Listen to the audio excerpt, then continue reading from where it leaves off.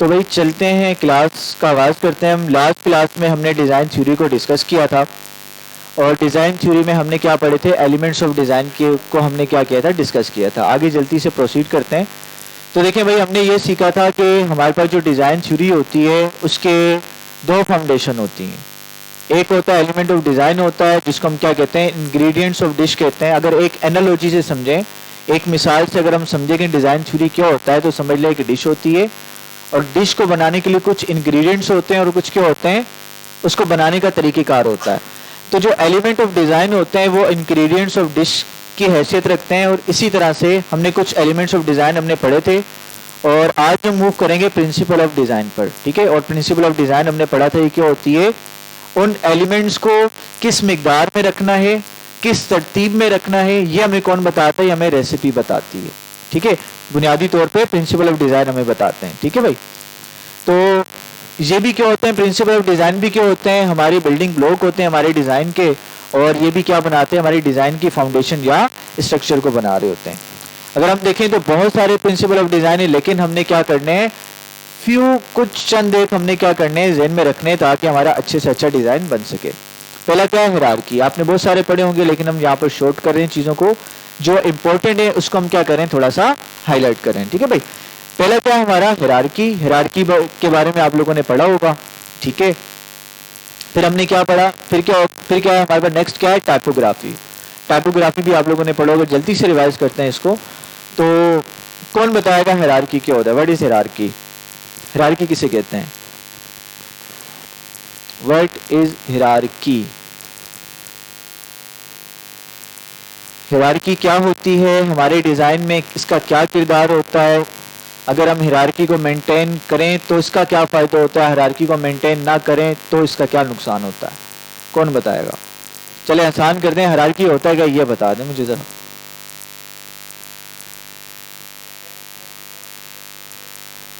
Very good. Object के balance रखने को, मुतवाज़िन रखने को हम क्या कहते हैं, हायरार्की कहते हैं। और बताएं ज़रा, और क्या कहते हैं हायरार्की, और कोई बताना चाहेगा, ऐड करना चाहेगा। हाँ भाई हीरो, आप बताओ क्या होती है हायरार्की, नहीं पता। हाँ भाई शहजादे, लास्ट में नहीं पता। अरे ऐसा नहीं करो, कॉपी लाए हो ना आप लोग, कॉपीज आज भी नहीं लेकर आया आप लोग, क्यों, कहाँ है कॉपी, तो निकाले ना बेटा, आप रखें अपने सामने रखें कॉपी, पेन आपके हाथ में हो, फायदा क्या लाने का, बोझ उठाने वाली बात है फिर ये तो, है ना। तो देखें भाई, कॉपी हर बच्चा लेकर आए, इसका देखें आप ही को फायदा होगा। एंड में चीज़ों को देखें। अब हो क्या रहा है कि रिकॉर्डिंग तो देखें आपकी क्लास हो रही है, लेकिन अब मुझे बताएं एक स्पेसिफिक टॉपिक को पढ़ने के लिए आप क्या करेंगे, क्या 1.5 घंटा निकालेंगे, 1.5 घंटे की रिकॉर्डिंग क्लास होगी, क्या 1.5 घंटा सुनते रहेंगे आप बैठ के, या 2x पे भी करके देखते हैं, अगर वीडियो को 2x स्पीड भी करते हैं तो आधा घंटा तो फिर भी देना पड़ेगा ना 1 घंटे की वीडियो को। लेकिन अगर वो चीज़ समराइज फॉर्म में आपके पास लिखी हुई होगी, या लिखा होगा कि भाई हमने ये टॉपिक पढ़ा था, टॉपिक का नाम भी लिखा होगा डेट के साथ ना, तब भी चीज़ें रिकॉल हो जाएंगी आपके माइंड में, समझ आ रही है। तो ये बड़ी इंपॉर्टेंस है इस चीज़ की। मैंने लास्ट टाइम बताया था लर्निंग ऑफ स्क्रूज के बारे में, उसको ज़हन में रखें आप, ठीक है भाई। तो देखिए भाई, बुनियादी तौर पे हायरार्की होता क्या है, हायरार्की हमारे पास होता है अरेंजमेंट ऑफ एलिमेंट्स, ठीक है। यानी कि हमारे जो एलिमेंट्स ऑफ डिज़ाइन है उनकी किस तरह से तरतीब रखें कि वो हमारे डिज़ाइन को बड़ा इफेक्टिव डिज़ाइन बना लें, तो ये क्या कहलाता है, हायरार्की कहलाता है। अब हायरार्की मुख्तलिफ तरह से क्या की जाती है, अचीव की जाती है। अब कैसे अचीव की जाती है इसको देखते हैं। और मजे की बात है, हायरार्की करती क्या है भाई, हमारे डिज़ाइन को देखने वाला जो होता है उसको हम क्या कहते हैं, हमारे डिज़ाइन को देखने वाले को हम क्या बोलेंगे, हमारी ऑडियंस बोलेंगे, हमारा यूज़र बोलेंगे। बात समझ आ रही कि नहीं आ रही। तो यूज़र का हाथ पकड़ के क्या करती है, उसको जगह जगह पर लेके जाती है हायरार्की। अगर आप हायरार्की मेंटेन नहीं करते तो आपका यूज़र देखेगा आपके डिज़ाइन को, उसको समझ ही नहीं आएगा पहले क्या पढ़ना है, बाद में क्या पढ़ना है, फिर क्या पढ़ना है, समझ आ रही है। तो हम अपने डिज़ाइन को हायरार्की के ज़रिए से इस तरह का बनाते हैं कि हमारे यूज़र को नेविगेट करना क्या होता है, आसान हो जाता है। यानी कि हम इस तरह से शो करवाते हैं कि भाई पहले आपने ये पढ़ना है, फिर ये पढ़ना है, फिर ये पढ़ना है, फिर आपने लास्ट में ये पढ़ना है, समझ आ रही है। तो ये काम किसको होता है, हायरार्की का काम होता है। तो हायरार्की होती क्या है, डेफिनेशन देखते हैं। Hierarchy is a visual design principle. ये हमारे पास विजुअल डिजाइन प्रिंसिपल होता है, यानी कि इसका ताल्लुक किसके साथ है? इसका ताल्लुक विजन के साथ है, देखने के साथ है। ये हमारा वो प्रिंसिपल है जो कि विजन को मुतासिर करता है। Which designer use to show the importance of each page screen content, जिसमें डिजाइनर क्या करते हैं, किसी भी पेज या स्क्रीन के कंटेंट की इंपॉर्टेंस को जाहिर करते हैं। ठीक है, फॉर एग्जांपल भाई मैंने एक पेज डिजाइन किया है, इसमें जो सबसे ज्यादा अहम चीज होगी उसको पहले दिखाऊंगा आखिर में दिखाऊंगा, उसको पहले दिखाऊंगा ना। तो हमारे जो डिजाइनर्स होते हैं हायरार्की के जरिए से किसी पेज या स्क्रीन में जो कंटेंट मौजूद हैं, चीजें मौजूद हैं, उनकी इंपॉर्टेंस को बताते हैं। ठीक है, by using different design element. भाई किस तरह से? डिफरेंट डिजाइन एलिमेंट्स का इस्तेमाल करके, कलर का इस्तेमाल करके, कंट्रास्ट का इस्तेमाल करके, साइज का इस्तेमाल करके, स्केल का इस्तेमाल करके, ये सारे क्या मेरे डिजाइन के एलिमेंट्स हैं। ठीक है, इनका इस्तेमाल करके। अच्छा, हायरार्की करता क्या भाई देखें, hierarchy influence the order in which the human eye perceive what it sees. हमारे पास हायरार्की क्या करता है, इंसान के देखने की जो सलाहियत है उसको मुतासिर करता है। यानी कि पहले इंसान की आंख ने क्या देखना है, ठीक है, उसको ये ऑर्डर को क्या करता है, इंसान के देखने के ऑर्डर को ये कंट्रोल कर रहा होता है। भाई समझ आ रही है यहां तक? क्या करता है, इंसान की आंख पहले क्या देखेगी, उस ऑर्डर को कौन कंट्रोल करेगा, हमारा हायरार्की कंट्रोल करेगा। ठीक है, अब कैसे करेगा इसको हम आगे देखेंगे डिटेल में। जैसे यहां पर देखें एक इमेज आपको नजर आ रही है, क्या करें, you will read this first. भाई जैसे इस इमेज को आप देखोगे ना तो सबसे पहले आप इस टेक्स्ट को पढ़ोगे, फिर क्या होगा, and then you will read this line next. उसके बाद आप इस लाइन को पढ़ेंगे, है ना। फिर क्या कह रहे हैं, उसके बाद क्या होगा, you will probably read this before the paragraph. यानी कि उसके बाद आप यहां पर जाओगे और पैराग्राफ के बाद आप क्या करोगे, इसको पढ़ोगे। और फिर ऊपर वाली लाइन में क्या कह रहे हैं, at some point you may come back to read this line और मे बी नॉट। आप किसी पॉइंट पे हो सकता है कि आप ये पढ़ने के बाद डायरेक्ट वाली लाइन पढ़ लो, या तो हो सकता है आप ना भी पढ़ो।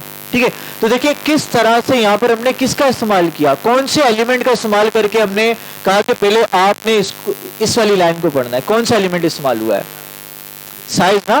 भाई साइज देखें, नीचे वाली हेडिंग का साइज क्या है, छोटा है, ऊपर वाली हेडिंग का साइज क्या है, बड़ा है। तो ये साइज का इस्तेमाल करके हमने यहाँ पर एक हायरार्की मेंटेन की है बाय साइज। ठीक है, अच्छा आगे चलते हैं। इन डिजाइन में हायरार्की कहाँ कहाँ किस लिए यूज होती है, देखें भाई, एड स्ट्रक्चर हमारे डिजाइन में क्या क्रिएट करती है, स्ट्रक्चर क्रिएट करती है।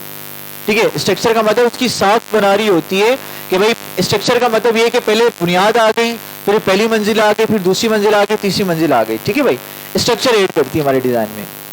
क्रिएट विजुअल ऑर्गेनाइजेशन, भाई देखने से वो जो डिजाइन होता है बिल्कुल तरतीब में नजर आता है, उसमें देखने से हमें वो ऑर्गेनाइज लगता है, विजुअल ऑर्गेनाइजेशन उसमें आती है। क्रिएट डायरेक्शन, और हमारे यूजर के लिए डायरेक्शन का एहतमाम भी करता है कि भाई पहले यहां पर आना है यूजर ने, फिर वहां पर जाना है, फिर उसे पढ़ना है, फिर उस चीज को पढ़ना है। ठीक है, और क्या इसका काम होता है, help a viewer navigate and digest information easily. ये हमारा जो यूजर होता है, देखने वाला जो होता है, उसको नेविगेट और इंफॉर्मेशन को हजम करने में क्या करता है, आसानी करता है। ठीक है भाई, अब देखिए फॉर एग्जांपल सारा टेक्स्ट इसी वर्डिंग में लिखा हो, इसी साइज में लिखा हो, इसी फॉन्ट साइज में लिखा हो, तो क्या होगा, कंफ्यूज हो जाएंगे ना भाई, पहले क्या पढ़ना है फिर क्या पढ़ना है, और देखते साथ ही बड़ा उलझन फील होगी, इतना ज्यादा टेक्स्ट कौन पढ़ेगा। समझ आ रही है? तो ये करता क्या है कि इंफॉर्मेशन को आसानी के साथ कंज्यूम करने में क्या करता है, यूजर की हेल्प करता है। अब देखिए कितना बड़ा पैराग्राफ हो लेकिन आप इजीली उसको पढ़ लेंगे। ठीक है, क्योंकि हायरार्की क्या कर रहा है, आपको आसानी से इंफॉर्मेशन को गेट करने में हेल्प कर रहा है। भाई यहां तक क्लियर है?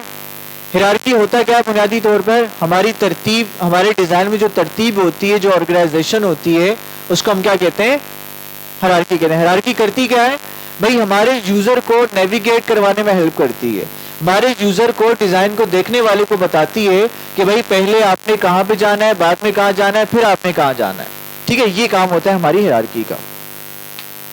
आगे चलते हैं, हायरार्की बाय साइज कैसे अचीव करते हैं। जैसे हम देखें बिफोर एंड आफ्टर यूज करेंगे, बिफोर कंडीशन देखें जरा। अब देखिए कुछ फील हो रहा है, कुछ समझ में आ रहा है आपको, क्या चीज बड़ी है क्या चीज छोटी है। नहीं समझ आ रहा ना? देखें हमारे पास ये बंदा भी उसी साइज का है और डॉल्फिन भी उसी साइज की है, शार्क भी उसी साइज की है। यहाँ पर हमें कुछ फील नहीं हो रहा, कुछ पता ही नहीं लग रहा कि कौन बड़ा है कौन छोटा है। लेकिन देखें अगर हम साइज का इस्तेमाल करके हायरार्की अचीव करेंगे तो डिजाइन कितना अच्छा लगेगा हमारा। अब समझ में आ रही है? अब देखने वाले को वाज़िह तौर पे नजर आ रहा है हमारे पास कि ये बंदा समंदर के अंदर मौजूद है और बहुत बड़ी शार्क को ये क्या कर रहा है, उसकी तस्वीर ले रहा है या जो भी कर रहा है या उसके सामने से गुजर रहा है। ठीक है, तो देखिए किस तरह से हमने साइज के थ्रू यहाँ पर क्या अचीव किया, हायरार्की अचीव की है। और ये डिजाइन इंपैक्ट भी डाल रहा है कि इफेक्ट भी डाल रहा है। तो क्या पता लगा, हायरार्की को साइज के जरिए भी अचीव किया जा सकता है। फॉन्ट साइज के जरिए से कैसे अचीव करते हैं देखें जरा। अब देखिए हमने एक आईडी कार्ड बनाया, आईडी कार्ड बनाने के बाद हमने सारा सेम फॉन्ट हमने यहाँ पे यूज कर लिया, सेम साइज का फॉन्ट यूज कर लिया। क्या अच्छा लग रहा है? अच्छा नहीं लग रहा। ठीक है, बिल्कुल सारी सिंपल चीजें आ रही हैं। लेकिन अभी देखें हमने नाम को बड़ा करके लिख दिया और बाकी इन्फॉर्मेशन को छोटा करके लिख दिया। अब वही चीज है, कितना अच्छा इंपैक्ट यहाँ पे क्रिएट कर रही है। ठीक है, तो फॉन्ट साइज के जरिए भी हम क्या करते हैं, हायरार्की अचीव करते हैं। अब देखिए यहाँ इस वाले कार्ड को देखूंगा, मुझे समझ नहीं आएगी पहले मुझे क्या पढ़ना है। लेकिन इस वाले कार्ड को देखूंगा तो पहले मैं क्या पढ़ूंगा, इस नाम को पढ़ूंगा, फिर उसके बाद नीचे वाली डिटेल्स को पढ़ूंगा। समझ में आ रही है? तो हम फॉन्ट साइज के थ्रू भी क्या करते हैं, हायरार्की को अचीव कर सकते हैं। पहले कैसे अचीव करते हैं, साइज के थ्रू। दूसरा क्या, पहला साइज क्या है, ऑब्जेक्ट का साइज। दूसरा क्या है, फॉन्ट साइज यानी कि आपके टेक्स्ट का साइज। अब देखें एक और मिसाल है फॉन्ट साइज की। ये क्या है, पहले क्या नजर आ रहा है, क्रैकिंग, उसके नीचे परफॉर्मेंस। ठीक है, उसके बाद आप क्या पढ़ेंगे, इस वाले पैराग्राफ को जाकर पढ़ेंगे। तो समझ आ रही, तो किस तरह से हमने क्या किया यहाँ पे, हायरार्की को अचीव किया फॉन्ट साइज के जरिए से। ठीक है, समझ आ रही है? अच्छा भाई आगे चलते हैं, हायरार्की बाय कंट्रास्ट। अब देखें फॉर एग्जांपल बिफोर वाली हम देखते हैं कंडीशन, यहाँ पे कोई डिफरेंट नजर आ रहा है आपको, आ रहे हैं ना? लेकिन बड़ा गौर करने पर नजर आ रहा है आपको। देखें कौन सा बंदा डिफरेंट है, सेंटर वाला बंदा देखें डिफरेंट है। उसकी टाई तो खैर वही है, लेकिन उसने हाथ की डायरेक्शन को चेंज किया हुआ है। लेकिन देखें अगर अब क्या करते हैं, अगर हम यहाँ पे कंट्रास्ट अप्लाई करते हैं तो हमें फौरन से देखो पता लग जाता है कि भाई ये पिक्चर क्या है, हमारी डिफरेंट है। तो भाई कंट्रास्ट के थ्रू भी हम क्या कर सकते हैं, हम हायरार्की को अचीव कर सकते हैं। भाई पहले हम देख रहे हैं तो हमें समझ नहीं आ रही पहले कौन सा बंदा, किस बंदे को देखना है, किस बंदे की इंपॉर्टेंस है। लेकिन हम यहाँ पर जब कंट्रास्ट अप्लाई कर रहे हैं तो हमें पता लग रहा है कि इंपॉर्टेंट बंदा कौन है, सेंटर वाला। इसको हमने हाईलाइट किया हुआ है बाय कंट्रास्ट, यानी कि पहली नजर हमारी इसी के ऊपर जाएगी। फिर बात करते हैं अलाइनमेंट के थ्रू। अलाइनमेंट के थ्रू भी हमारा हायरार्की मेंटेन कर सकते हैं, अपनी ऑर्गेनाइजेशन मेंटेन कर सकते हैं, तरतीब मेंटेन कर सकते हैं। अब देखिए यहाँ पर क्या है, बिफोर की कंडीशन है, यानी कि हमारे पास जो इंग्रेडिएंट्स हमारी रेसिपी के वो क्या है, बिल्कुल क्या हुए में, बिखरे में। लेकिन जैसे हम क्या करते हैं, इनको अलाइन करते हैं, सेंटर अलाइन कर दें, लेफ्ट अलाइन कर दें, जिस तरह भी इनको हम एक तरतीब में एक लाइन के ऊपर लेकर आते हैं, तो देखें ये किस तरह से हमें क्या करते हैं, बिल्कुल बेहतरीन एक विजुअल हमें यहाँ पर क्रिएट होता है। भाई समझ में आ रही है? हमने क्या किया, इसको सेंटर वाली लाइन के साथ सारे इंग्रेडिएंट्स को क्या कर दिया, हमने अलाइन कर दिया। जब अलाइन कर दिया तो वही चीज देखें कितना अच्छा इंपैक्ट यहाँ पर क्रिएट कर रही है। तो अलाइनमेंट के थ्रू भी हम क्या कर सकते हैं, हायरार्की को अचीव कर सकते हैं। फिर बात करते हैं, एक और मिसाल लेते हैं अलाइनमेंट की। ये वाली कौन सी अलाइनमेंट थी, लेफ्ट अलाइन था, मिडिल अलाइन था, या सेंटर अलाइन था, या राइट अलाइन था? सेंटर अलाइन था या मिडिल अलाइन, आप इसको कह सकते हैं। ठीक है, अच्छा हायरार्की बाय अलाइनमेंट एक और मिसाल। अब देखिए ये कौन सा अलाइन है, हाँ वेरी गुड, ये लेफ्ट अलाइन है। देखिए लेफ्ट अलाइन हमने टेक्स्ट को किया और यहां से भी हम क्या करें, हायरार्की को, ऑर्गेनाइजेशन को, एक तरतीब को हम क्या कर रहे हैं, बैलेंस कर रहे हैं। अगर एक टेक्स्ट इधर लिखा हुआ होता है, एक इधर लिखा हुआ होता है, एक इधर लिखा हुआ होता है, तो वो अलाइनमेंट तो नहीं कहलाती ना, वो मिक्सअप हो जाता। लेकिन वो फिर क्या होता, उसमें हमारे यूजर को काफी डिफिकल्टी यहाँ पर क्रिएट होती कि भाई पहले हमने क्या पढ़ना है, फिर हमने क्या पढ़ना है। ठीक है भाई, अच्छा फिर आगे चलें। हायरार्की को ग्रुप की फॉर्म में भी अचीव किया जा सकता है, यानी कि चीजों को आप ग्रुप की फॉर्म में रख दें। जैसे देखें यहाँ पर बिफोर में आपको नजर आ रहा है कैसे चीजें बिखरी पड़ी हैं, लेकिन जब इनको ग्रुप की फॉर्म में रखेंगे तो देखें किस तरह से हमारी हायरार्की अचीव हो जाएगी। पहले नजर अब किस पे जा रही है, सेंटर वाली साइड पे जा रही है, फिर साइड पे जो एसेसरीज रखी हुई है, चीजें रखी हुई है, उन पर जा रही है हमारे पास। ठीक है, क्लियर है? तो ये कुछ चीजें जिनके जरिए से हम क्या करते हैं, हायरार्की को अचीव करते हैं। फिर बात करते हैं हम आगे। भाई हायरार्की में तो कोई इशू की बात नहीं है ना। हायरार्की भाई ये याद रखें कि हमारे पास क्या होता है, डिजाइन में तरतीब का नाम क्या है, हमारी हायरार्की है। और उस तरतीब को हम क्या करते हैं, तरतीब किस चीज की, हमारे देखने वाले की आंख की तरतीब, कि पहले वो क्या देखेगा बाद में क्या देखेगा, हम उसको पहले क्या दिखाना चाह रहे हैं। और वही तरतीब हम क्या करते हैं, डिफरेंट फॉन्ट साइज के जरिए से, ऑब्जेक्ट के साइज के जरिए से, कंट्रास्ट के जरिए से हम क्या कर सकते हैं, अचीव कर सकते हैं। और मजीद आपको इसको एक्सप्लोर करना है, आप जाएं गूगल पे लिखें hierarchy by odd number groups, ठीक है, या आप लिखें हायरार्की बाय लेफ्ट अलाइनमेंट, आपको क्या होगा, बहुत सारी पिक्चर्स की फॉर्म में आपके पास एग्जांपल आ जाएंगे। यहाँ पर तो एक एक दो दो एग्जांपल्स है ना, वहां पे आपको सैकड़ों एग्जांपल्स मिल जाएंगी, जिससे आपका माइंड क्या होगा, मजीद खुलेगा। भाई इस तरह से लेफ्ट अलाइन का इस्तेमाल करके, मिडिल अलाइन का इस्तेमाल करके हम क्या कर सकते हैं, हायरार्की को अचीव कर सकते हैं। भाई यहाँ तक बात समझ आ रही है? चूंकि देखें टाइम लिमिटेड है, हम ज्यादा उस चीज को एक्सप्लोर नहीं कर सकते, लेकिन तरीका मैंने आपको बता दिया कि भाई इस तरह से मजीद आपने डीप डाउन उसकी स्टडी करनी है तो आप क्या कर सकते हैं, इस तरह से इसको देख सकते हैं। भाई समझ में आ गया ना यहाँ तक? चलें टाइपोग्राफी की तरफ चलते हैं।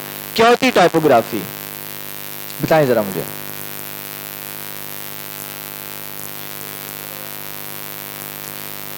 किसी चीज के लिए किस तरह का फॉन्ट इस्तेमाल करना है, ठीक हो गया।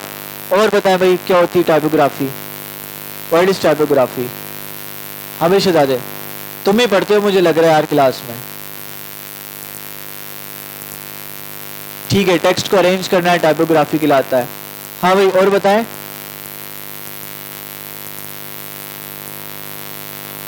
और आ रहे किसी के जहन में? भाई देखें ये चीजें बेटा इंपॉर्टेंट है, आप लोग ये पढ़ चुके हैं, देखें आपके जहन में नहीं है तो क्या फायदा यार, मतलब कि जो इनपुट था वही आउटपुट था, फिर आने जाने का कोई फायदा तो ना हुआ ना।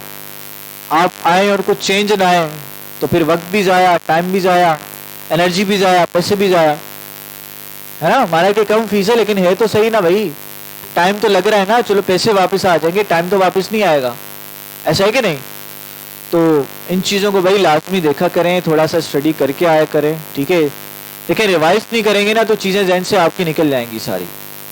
बेस्ट तरीका क्या है कि आप उनको नोट करें। फिर आप देखें आपको 10-15 मिनट रह गए हैं, आप फारिग बैठे हुए, आपने कॉपी निकाली, शुरू से आपने एक दफ़ा सारे को रिव्यू कर लिया, वो सारी चीज़ें आपके माइंड में ताज़ा हो जाएंगी, दोबारा ऐसी ताज़ा हो जाएंगी जैसे अभी अभी आपने क्लास ली है। लेकिन देखिए लिखा हुआ ही नहीं होगा तो कैसे रिवाइज करेंगे, आपको याद ही नहीं होगा टॉपिक यही पढ़े हमने, समझ आ रही है।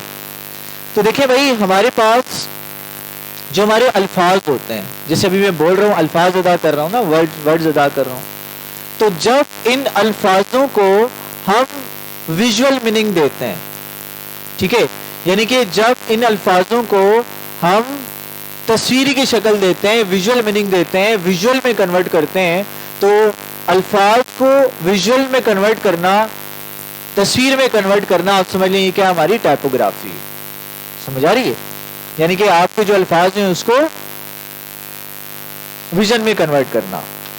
अब देखिए भाई होता है क्या हमारे पास टाइपोग्राफी, इसकी डेफिनेशन देखते हैं, presenting, designing, arrangement and managing of word in the form of visual, ठीक है भाई। एक होता है ऑडियो, ऑडियो जो आप सुनते हो, एक होता है विजुअल जो आप चीज देखते हो, ठीक है। तो हमारे जो अल्फाज होते हैं उनको प्रेजेंट करना, उनको डिजाइन करना, उनको अरेंज करना, उनको मैनेज करना, किस फॉर्म में, विजुअल की फॉर्म में, लिखाई की फॉर्म में, ठीक है, ये क्या कहलाता है, हमारा टाइपोग्राफी कहलाता है, ठीक है भाई। अब टाइपोग्राफी में कुछ इंपॉर्टेंट चीजें वो आपने ध्यान में रखनी है। चलें अजान हो जाए।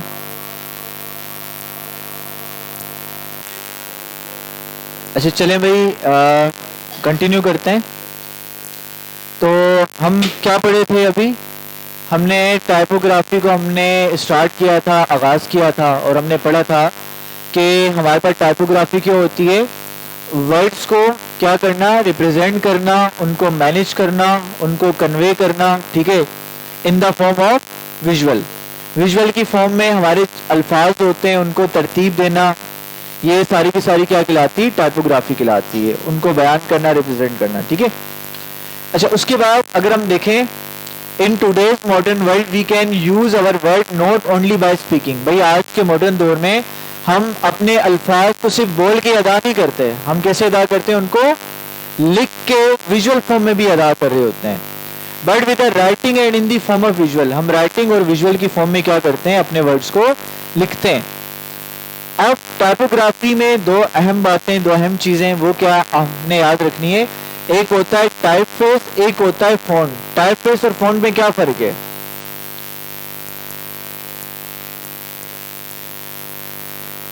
टाइप फेस और फॉन्ट में क्या फर्क है? ठीक है, हाँ भाई शहजादे, क्या होता है टाइप फॉन्ट और टाइप फेस में फर्क?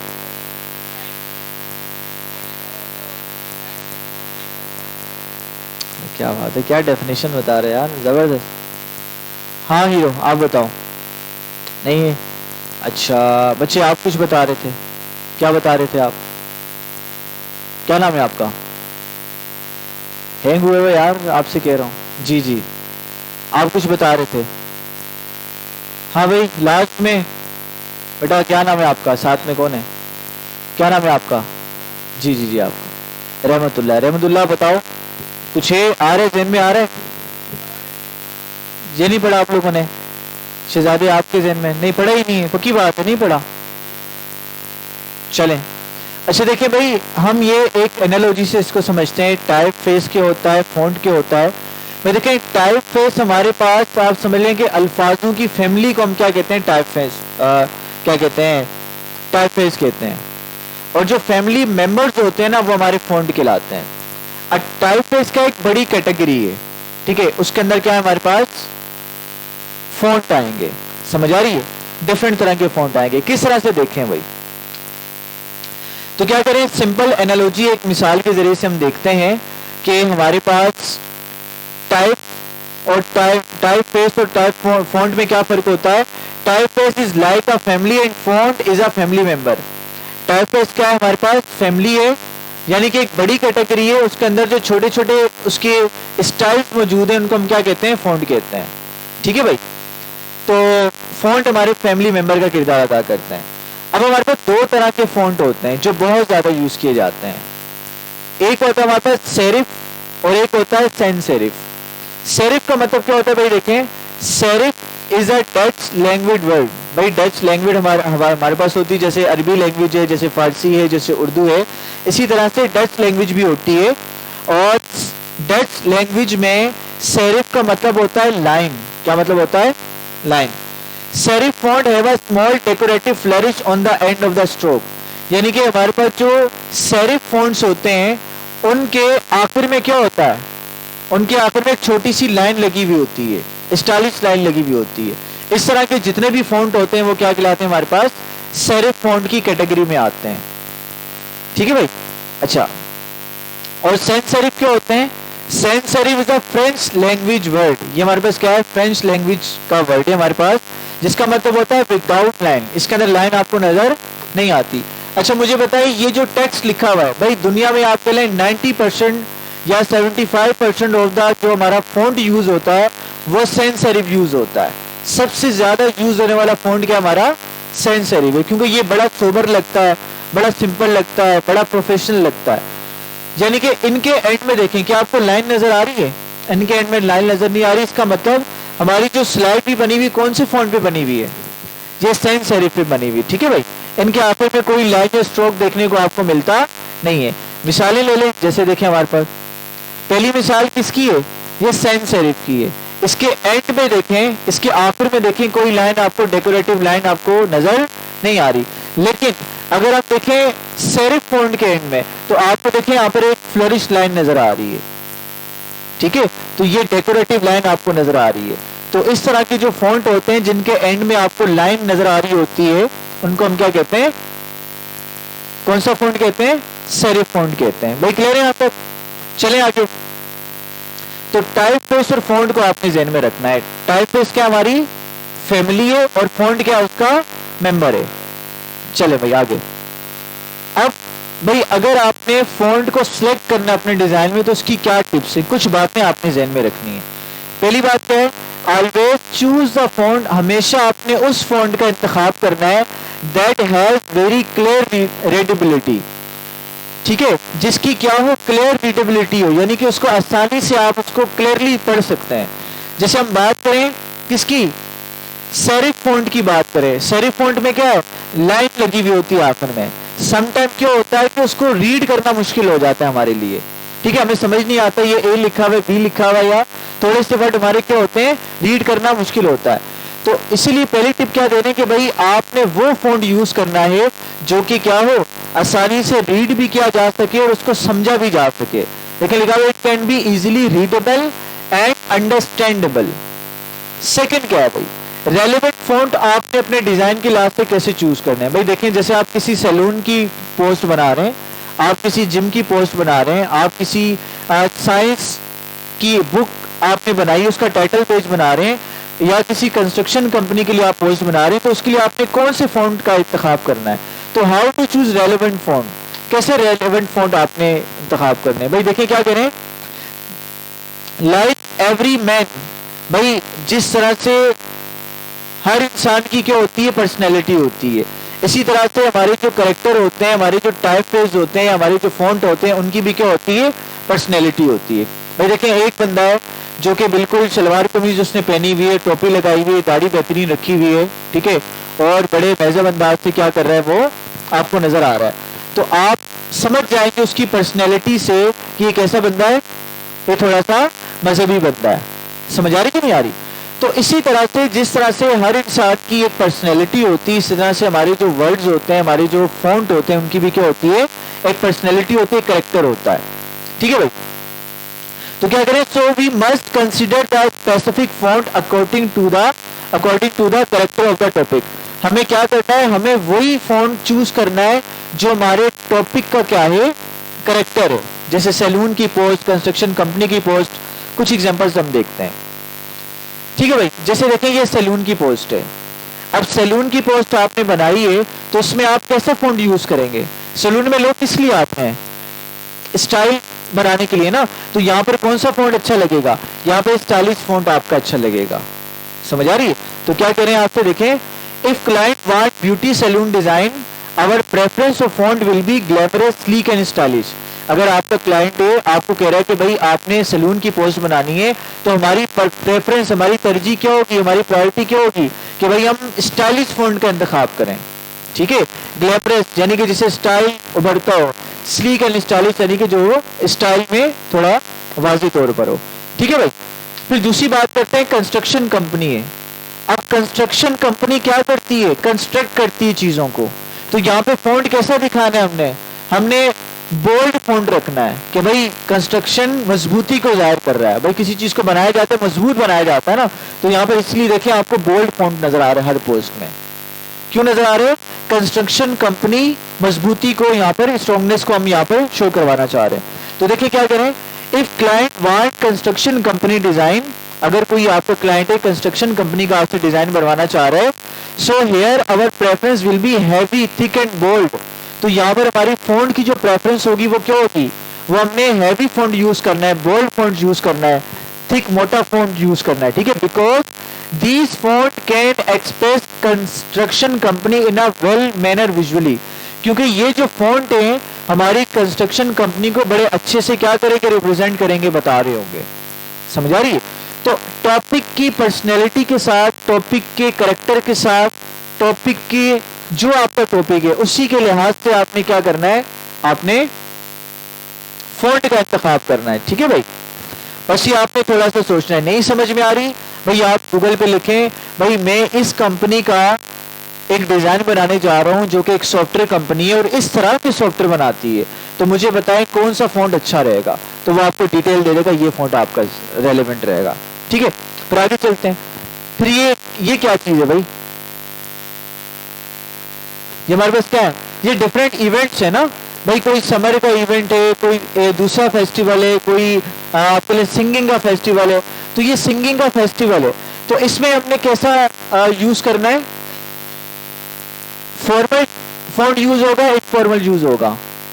ये फेस्टिवल है ना, फेस्टिवल में क्या लोग बिल्कुल फॉर्मल होके जाते हैं, नहीं ना, इनफॉर्मल तरीके से जाते हैं, डिफरेंट तरह की एक्टिविटीज वहां पे चल रही होती हैं, ठीक है भाई। तो ये बात है कि कह रहे हैं, if you want to create a design for the festival, ठीक है, अगर आप क्या करना चाह रहे हैं, अगर आप किसी फेस्टिवल और इवेंट के लिए डिजाइन करना चाह रहे हैं, so our preference of font will be decorative. तो हमने वो फॉन्ट का इंतखाब करना है जो थोड़ा सा स्टाइलिश और डेकोरेटिव हो, ठीक है। आगे चले। अब जैसे हमारे पास ये क्या है, टेक्नोलॉजी से रिलेटेड हमारी इश्तहार अगर हमने बनानी है, कोई टाइटल बनाना है, तो उसके लिए कौन सा फॉन्ट यूज होगा? If you want to create technology related design, then our preference of font will be modern and simple that can easily express technology. भाई अपने क्या करना है, मॉडर्न और सिंपल फॉन्ट का इंतखाब करना है जो कि हमारी उस टेक्नोलॉजी को या मॉडर्न जो हमारी कंपनी है उसको क्या करे, अच्छे से जाहिर करे उसके काम को। ठीक है भाई, इसमें कोई सवाल, टाइपोग्राफी में कोई सवाल? कि भाई इसमें मेन चीज आपने ये याद रखनी है, फॉन्ट को उसकी पर्सनैलिटी के मुताबिक आपने क्या करना है, चूज करना है। ठीक है भाई, आगे चलते हैं। कैनवा क्या चीज है भाई, कैनवा क्या चीज है और किस तरह से हम इस पे वर्क करते हैं और उसकी क्या कुछ टिप्स हैं, क्या ट्रिक्स हैं, उसको हम क्या करते हैं अभी डिटेल में देखते हैं। फिर थोड़ी सी आपने प्रैक्टिस करनी है, फिर आपकी छुट्टी। कैनवा है क्या भाई? कैनवा का इंट्रोडक्शन तो आपने पढ़ा है ना, है क्या? कौन मुझे बताएगा what is Canva? What is Canva?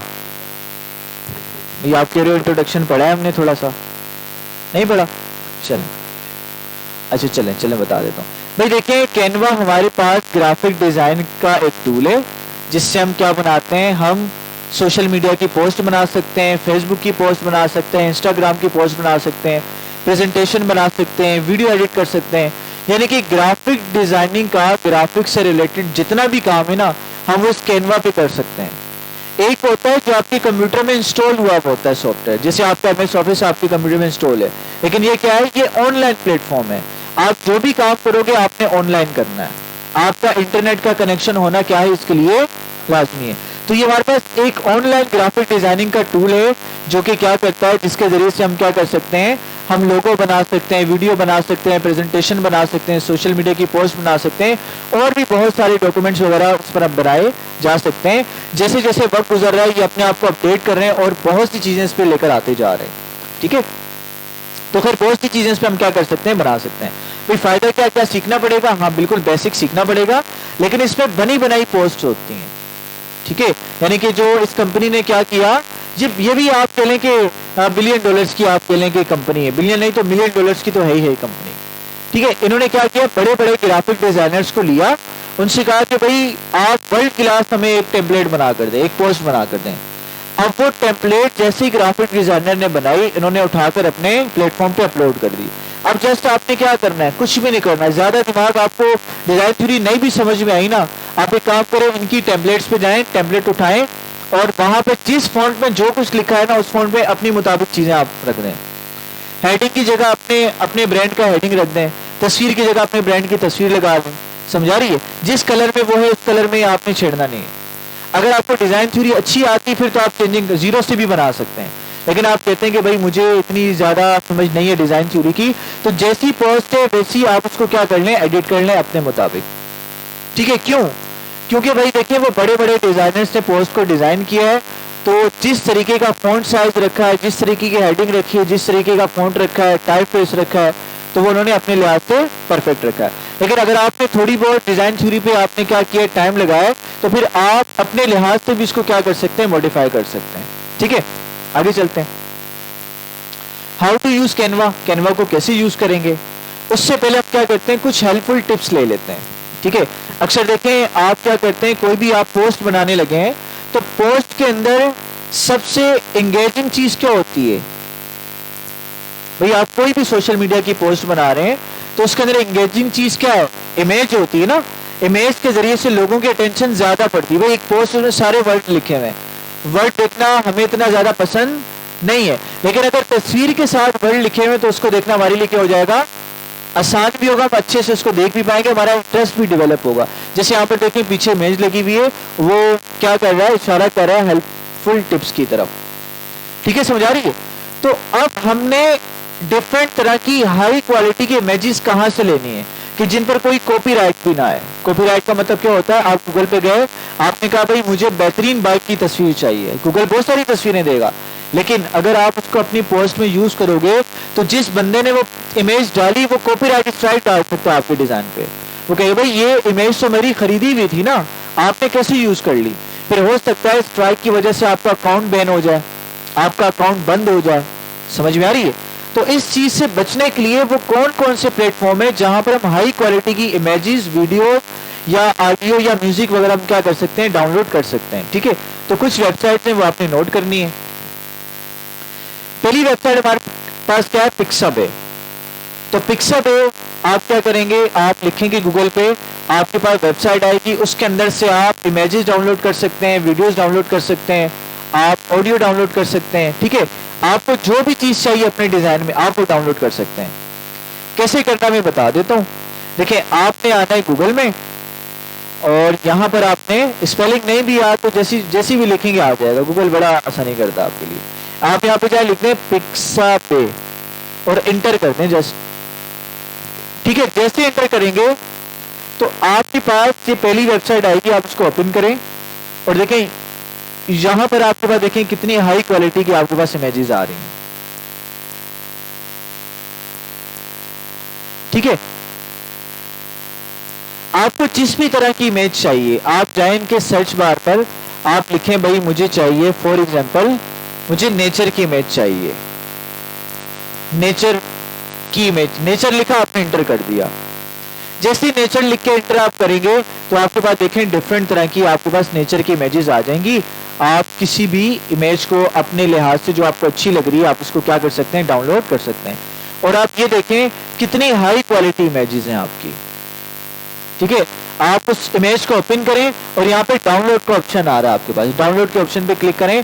आपके पास बता रहे भाई कितने रेजोल्यूशन में चाहिए, आपको जिस रेजोल्यूशन में चाहिए, जिस साइज में चाहिए उस साइज में आप डाउनलोड कर सकते हैं। ठीक है,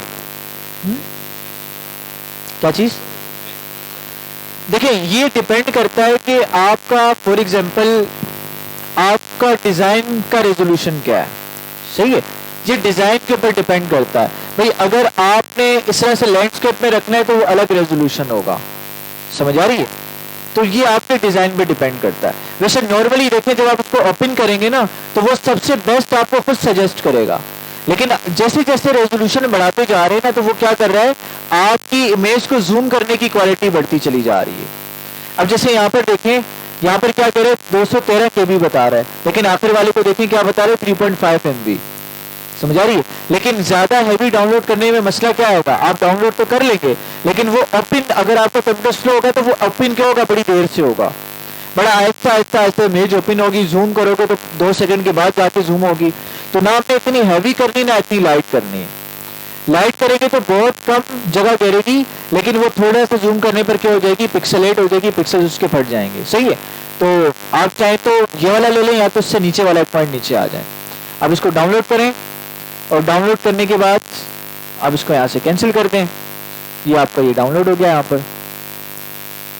अब ये डाउनलोड कहाँ पर आएगा, आप डाउनलोड पे क्लिक करें और यहाँ पर देखें साथ में फोल्डर बना हुआ होगा, फोल्डर पे क्लिक करेंगे तो आपको जहाँ पर ये इमेज आएगी वहां पर लेके चला जाएगा। आप डबल क्लिक करें, आपकी इमेज देखें यहाँ पर आ चुकी है। सही है, देखें कितनी हाई रेजोल्यूशन की इमेज है।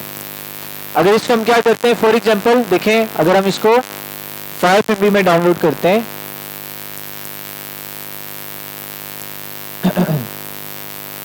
इसे डाउनलोड पे गए, सबसे लास्ट पहले में किया, फर्क मैं आपको बता देता हूं। अच्छा भाई यहाँ से क्या करें भाई, अगर आपने ज्यादा हैवी डाउनलोड करना है तो गूगल से आप साइन इन हो जाएं, तो चलें साइन इन हो जाते हैं हम, कोई मसले की बात ही नहीं है। आपको जो भी अकाउंट होगा उससे आप साइन इन हो जाइएगा, कंटिन्यू कर लीजिएगा। ठीक है, अब यहाँ पे जाते हैं और यहाँ से हम इसको डाउनलोड कर लेते हैं। थोड़ा सा वेट करेंगे, ये डाउनलोड हो गया, ओपन करते हैं। अब देखें इसका रेजोल्यूशन बढ़ गया ना, पहले कम में देखें इतना ज्यादा जूम नहीं कर रहा था, लेकिन अब इसको हम क्या कर सकते हैं, ज्यादा जूम कर सकते हैं। लेकिन अब चूंकि ये हैवी कंप्यूटर है, आप कह लें कि ज्यादा फास्ट कंप्यूटर है, तो ये इजीली इतना क्या कर रहा है, ये आपको अच्छे से जूम करके बता रहा है। देखें 2.5-3 MB तक है तो ठीक है, लेकिन अगर इससे ज्यादा MB की इमेज है तो वो डाउनलोड ना करें। ठीक है, क्योंकि क्या होगा, आपका कंप्यूटर स्लो हो जाएगा। अगर वीडियो एडिटिंग कर रहे हैं तो वहां पर भी क्या होगा, बड़ा देर से आपका प्रोसेस कर रहा होगा आपका सॉफ्टवेयर। तो यहाँ तक क्लियर है, समझ में आ गई? तो ये आपने क्या करना है, इस तरह से इस चीज को देख लेना है। अच्छा, फिर यहाँ पर बैक आते हैं हम। यहाँ पे मिसाल के तौर पर आपको कोई वीडियो चाहिए ना, देखें यहाँ पर फिल्टर क्या लगा हुआ है, जैसे यहाँ पर पिक्साबे पे क्लिक करते हैं होम पे चला जाएगा। अब देखिए यहाँ पर फोटोज आ रही हैं, फोटोज पे फोटोज नजर आएंगी आपको। अच्छा, इलिस्ट्रेशंस पे इलिस्ट्रेशंस नजर आएंगी। इलिस्ट्रेशंस क्या होती हैं कि भाई आपने कोई भी एक जो डायग्राम बनाई हुई, जैसे पेंटिंग हम कर रहे होते हैं, इस तरह की इलिस्ट्रेशंस कहलाती हैं हमारे पास, ठीक है भाई। अच्छा, पेंट नुमा तस्वीरें। अच्छा, उसके बाद वेक्टर्स पे आते हैं।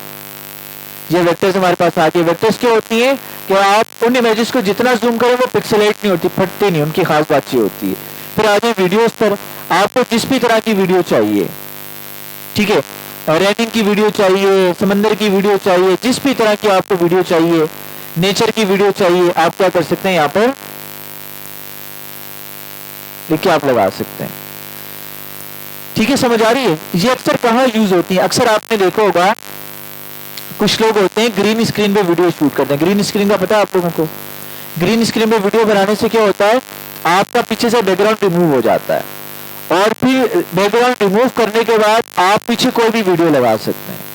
ठीक है, जैसे मिसाल के तौर पर जैसे एक छोटी वीडियो मैंने बनाई है, मैं दिखाता हूं आपको।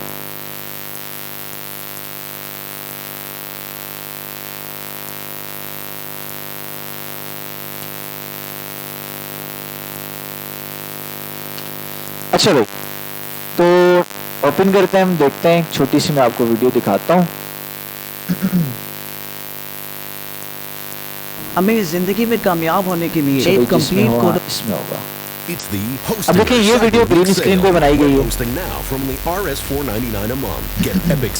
कुर्बान जाइए सरकारे दो आलम सल्लल्लाहु अलैहि अब देखिए वसल्लम की ये हमारे पास क्या है कि जिन्होंने आज से तकरीबन अब उसके जो वीडियो चल रही है पीछे देंगे, पीछे एक पूरी प्रॉपर वीडियो है, लेकिन वीडियो के आगे जो भी चीज है मैं खड़ा हूँ तो पीछे सारा बैकग्राउंड ऑटोमेटिकली चेंज होता चला जा रहा है। तो ये फायदा होता है ग्रीन स्क्रीन की वीडियो का। अब ये वीडियोस कहाँ से ली मैंने? ये वीडियोस इसी वेबसाइट से जाकर मैंने ली, समझ आ रही है? तो फायदा ये होता है कि आप कोई भी वीडियो पीछे क्या कर सकते हैं, अपने बैकग्राउंड के पीछे आप इजीली चला सकते हैं। ठीक है भाई, और ये वीडियो कहाँ से लेनी है, बैकग्राउंड कहाँ से लेना है, ये सारे बैकग्राउंड जो भी आपको चाहिए इजीली यहाँ से मिल जाएंगे आपको। रहने वाला सबसे खुश इंसान बनकर इस वेबसाइट से आपको मिल जाएगी। अपने पैरों पर चल ठीक है, देखें ब्रेन का जिक्र आया, भाई साइंस का जिक्र आया तो ब्रेन पीछे आ गया, उसकी वीडियो आ गई, समझा रही हो? तो इस तरह से आप क्या कर सकते हैं, स्टॉक फुटेजेस यूज कर सकते हैं। ये सारी की सारी वीडियोस को हम क्या कहते हैं, तस्वीरों को क्या कहते हैं, स्टॉक फुटेजेस कहते हैं। ठीक है भाई, तो देखें जिस तरह की वीडियो चाहिए पर जस्ट यहाँ पर जाके नाम लिखें, उसी तरह की शॉर्ट वीडियो आपके पास आ जाएगी। फिर फॉर एग्जांपल आपको क्या चाहिए, दोबारा होम पे जाते हैं, पिक्सल पे क्लिक करके आपको म्यूजिक चाहिए। अब आप क्या करने के लगे, अब फॉर एग्जांपल कोई म्यूजिक आप लगाने लगे, ठीक है, हल्का हल्का बैकग्राउंड म्यूजिक आपने सुना होगा, वीडियोस के पीछे चल रहा होता है। आपको किस तरह का चाहिए, बर्थडे वाला चाहिए, मोटिवेशन वाला चाहिए, अच्छा हॉरर चाहिए, इंग्लिश चाहिए, जो भी चाहिए आप यहाँ से क्या करेंगे। अब देखिए आपको सारे के सारे आ रहे होंगे, आपने प्ले करके देखना है भाई कैसा म्यूजिक है, इस पर क्लिक करें, प्ले होगा, और डाउनलोड करना है, यहाँ से डाउनलोड करें, ऑडियो के फॉर्म में डाउनलोड हो जाएगा। फिर आपको साउंड इफेक्ट्स चाहिए। साउंड इफेक्ट्स क्या होते हैं कि जैसे आपने कहा कि भाई इस जगह पे एक बड़ा जोरदार धमाका हुआ, अब धमाका तो नहीं कर सकता ना, धमाके की साउंड इफेक्ट होगा, है ना, क्लैपिंग का साउंड होगा, भाई घोड़े भाग रहे, घोड़ों का क्या होगा, साउंड इफेक्ट होगा। तो वो साउंड इफेक्ट भी आप यहाँ से क्या कर सकते हैं, आप डाउनलोड कर सकते हैं। जैसे यहाँ पर मैं लिखता हूँ थंडर, आप कहानी सुना रहे हैं भाई, एक दफा की बात है, बड़ी तूफानी रात थी, बड़ा तूफान चल रहा था, बादल गरज रहे थे, ये हो रहा था, वो हो रहा था। तो यहाँ से आप क्या करेंगे, जो भी आपको अच्छा लगेगा आप यहाँ से उसको डाउनलोड करके अपनी वीडियो में क्या कर सकते हैं, इस्तेमाल कर सकते हैं। भाई पोस्ट के लिए तो आपकी इमेजेस यूज होंगी, और वीडियो एडिट कर रहे हैं तो उसके लिए क्या यूज होगा, आपकी वीडियोस और साउंड इफेक्ट वगैरह यूज होंगे। भाई समझ में आ गई यहाँ तक? अच्छा आगे चलें। सेकंड वेबसाइट क्या हमारे पास, पिक्सेल्स। अगर आपको आपके मुताबिक कोई इमेज ना मिले इस वेबसाइट से तो आप क्या करेंगे, पिक्सेल्स में चले जाएंगे। अब गूगल पे आपने जाना, लिखना है पिक्सेल्स, तो यहाँ पर हम दोबारा गूगल पे जाते हैं, हम लिखते हैं PEXELS पिक्सेल्स। पिक्सेल्स लिखेंगे, पहली वेबसाइट ओपन करेंगे, इसका भी सेम यही तरीकेकार है। इसमें भी आपको क्या मिलेंगी, जो भी आप यहाँ पे सर्च करेंगे उससे रिलेटेड आपको क्या मिलेगा, मिल जाएगी। ठीक है भाई। अच्छा उसके बाद देखिए यहाँ पे उस वाली वेबसाइट के यहाँ पे फिल्टर आ रहे थे, ऊपर फिल्टर आ रहे थे, इसके फिल्टर यहाँ पर आ रहे हैं। देखें यहाँ पे वीडियोस चाहिए, वीडियोस पे क्लिक करें, यहाँ पे लिखें वीडियोस, आपके पास आ जाएंगे। ठीक है, डिफरेंट रेजोल्यूशन में। जिस तरह का आपको साइज चाहिए होगा, पोर्ट्रेट चाहिए होगा पोर्ट्रेट आ जाएगा, लैंडस्केप चाहिए होगा तो लैंडस्केप में आ जाएगा। ठीक है, एक वेबसाइट हमारी ये है। उसके बाद तीसरी वेबसाइट क्या हमारे पास, वो है पिंटरेस्ट। क्या है, पिंटरेस्ट।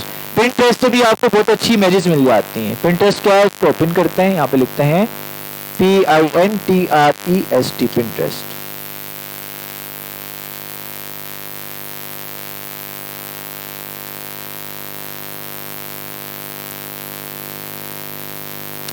पिंटरेस्ट, ठीक है भाई।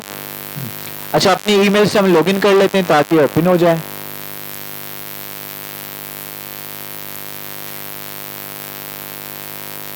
अच्छा भाई, इसको हम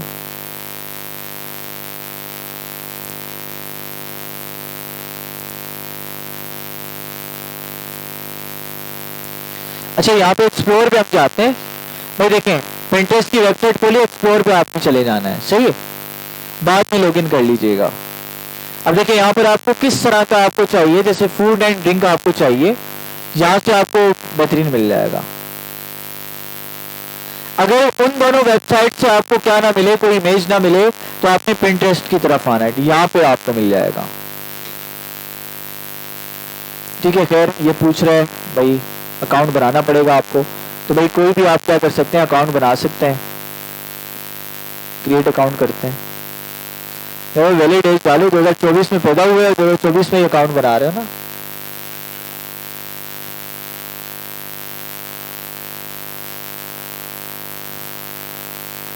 अरे भाई पीछे आ जा, अच्छा ऊपर है, चले मैं 2015 का फरवरी डाल देते हैं। अरे यार,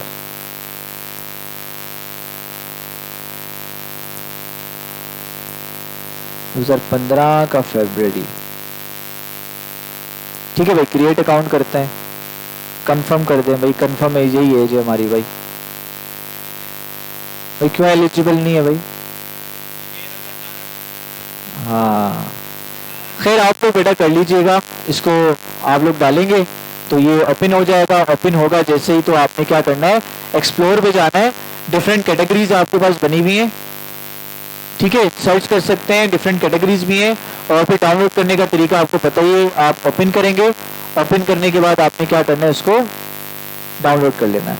खैर समझ आ गई मोटी मोटी बात, इसको आप अप्लाई करेंगे तो आपको ज़्यादा अच्छा समझ में आएगा। देखें ये ओपन हो गया जी। वीडियोस भी यहाँ पर आपको मिल जाएंगे। डाउनलोड नहीं होती, क्यों नहीं होती डाउनलोड भाई? होती है, कुछ होती है प्रीमियम जिसको आपको पैसे देने पड़ते हैं, लेकिन कुछ इमेजेस और वीडियोस आपकी हो जाती हैं। ठीक है, देखिए कितनी हाई रेजोल्यूशन और कितनी बेहतरीन इमेजेस आपको यहाँ पर मिल रही हैं। ठीक है, आगे चलते हैं भाई, आगे यहाँ तक क्लियर है। अच्छा, उसके बाद देखिए बैकग्राउंड रिमूवर। अब आपने क्या किया, आपने फॉर एग्जांपल आपने किसी दीवार के सामने तस्वीर खींची, आप चाह रहे हैं इसका बैकग्राउंड निकल जाए, आप अपनी मर्जी का बैकग्राउंड लगाना चाह रहे हैं। हेलो, क्या कर रहे हो भाई, मोबाइल जेब में? तो अपनी मर्जी का बैकग्राउंड आप लगाना चाह रहे हो, तो बैकग्राउंड को रिमूव करना पड़ेगा पहले आपको। तो बैकग्राउंड रिमूव करने के लिए हमारे पास एक वेबसाइट है, एक टूल है ऑनलाइन, जिसको हम क्या कहते हैं, remove.bg। क्या बात है, remove.bg। तो देखिए ये साइट पे लिखा हुआ है remove.bg। अब ये वर्क कैसे करता है, बहुत आसान है। आप लोगों ने गूगल पे आना है, नए टैब पे आना है, लिखना है remove.bg और इंटर कर देना आपने। तो ये पहली वेबसाइट आपकी खुलेगी और यहाँ पर देखिए आते साथ आपको कह रहे हैं अपलोड इमेज। आप इमेज अपलोड करें। आपने अपलोड पे गए और जहां पर आपकी इमेज मौजूद है, जिसका बैकग्राउंड हटाना चाह रहे हैं आप, वहां पे आपने जाना है और जहां पर आपने उसको सिलेक्ट कर लेनी इमेज को। अब हम देखते हैं यहाँ पर, जैसे ये इमेज है हमारी, ठीक है, इसको ओपन करते हैं हम, इसका बैकग्राउंड हमने हटाना है।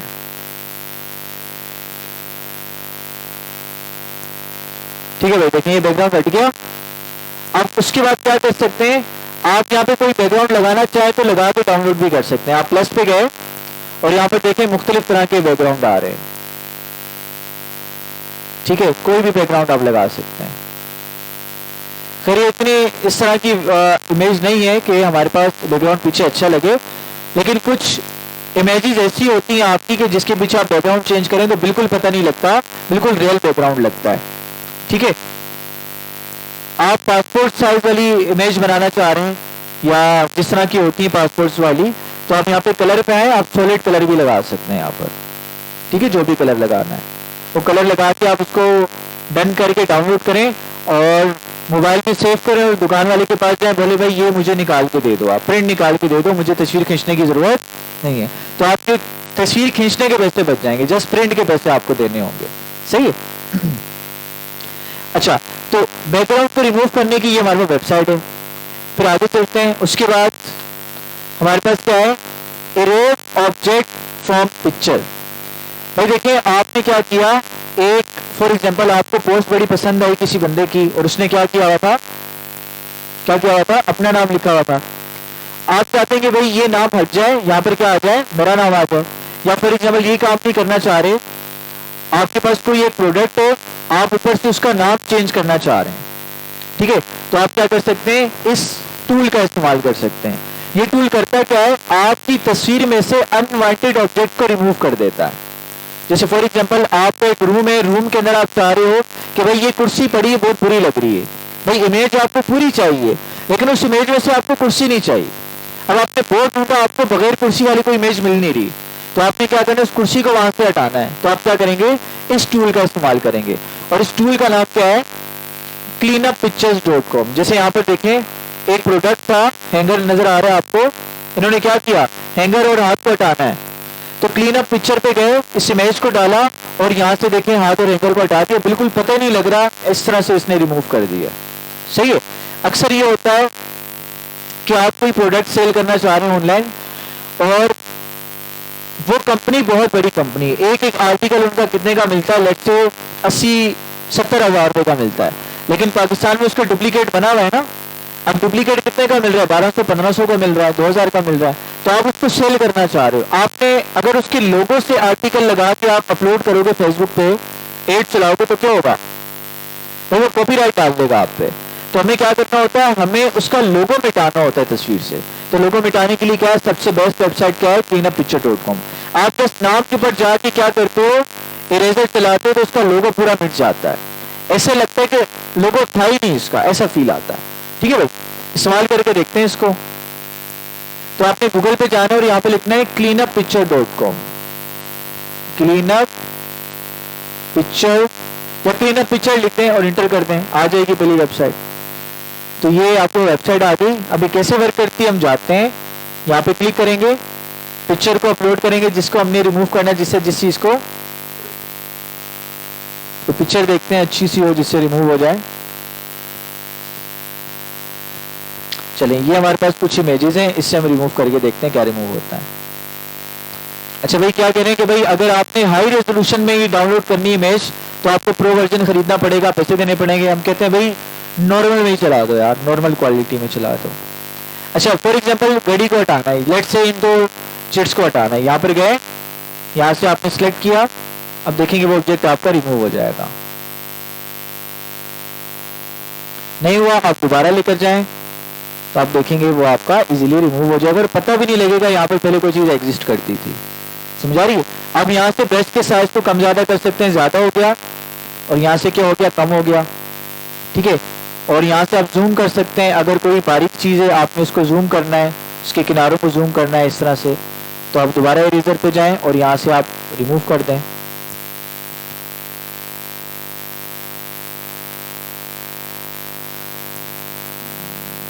ठीक है, बस ये रह गया था, दोबारा करते हैं इसको। ठीक है भाई, समझ में आ रही है।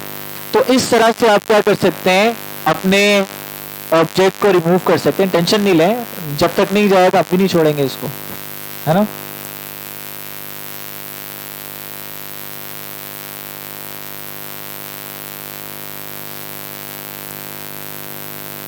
ठीक है, इसको हम जूम आउट करते हैं और दोबारा इरेजर पे जाते हैं। ठीक है, क्लियर हो गया। अब देखें, इतना फील नहीं हो रहा है, लेकिन इतना गौर करने पर, ये तो आपको पता है ना इधर कुछ कोई चीज थी, लेकिन किसी दूसरे बंदे को तो नहीं पता। अगर वो बहुत ज्यादा बारीकी के साथ देखेगा तब जाके पता लगेगा। अगर मैं और भी इसको रब करूँ इरेजर से तो क्या होगा, ये मजीद और ज्यादा हो जाएगा, खत्म हो जाएगा। ठीक है, देख रहे हैं आप लोग। तो इस तरह से अनवांटेड चीजों को आप अपनी इमेज से हटाने के लिए क्या करेंगे, क्लीन अप पिक्चर्स का इस्तेमाल करेंगे। ठीक है भाई, अभी आप लोगों ने क्या करना है, अभी आप लोग जाएं स्टॉक फुटेजेस वाली वेबसाइट को एक्सप्लोर करें और बैकग्राउंड रिमूव करें और अपनी पिक्चर से अनवांटेड चीजों को रिमूव करें। ठीक है, बाकी इंशाल्लाह हम नेक्स्ट क्लास में करेंगे।